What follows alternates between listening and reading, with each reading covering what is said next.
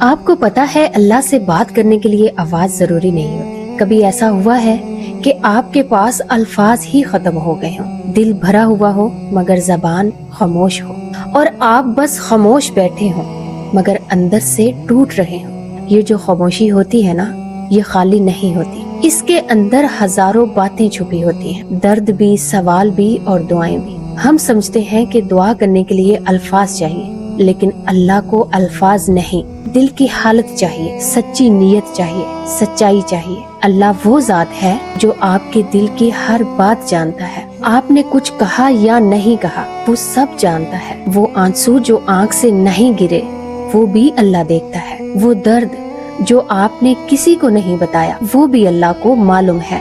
کبھی کبھی انسان اتنا تھک جاتا ہے کہ دعا کے لیے بھی الفاظ نہیں بچتے، بس دل کرتا ہے کہ خاموش بیٹھ جائیں، اور یہی خاموشی اصل میں سب سے سچی دعا ہوتی ہے، کیونکہ اس میں دکھاوا نہیں ہوتا، صرف سچ ہوتا ہے، اور اللہ کو وہی سچ پسند ہے جو دل سے نکلے۔ اگر آج آپ کے پاس الفاظ نہیں ہیں تو خود کو مجبور نہ کریں، بس خاموش ہو جائیں اور اللہ پہ چھوڑ دیں۔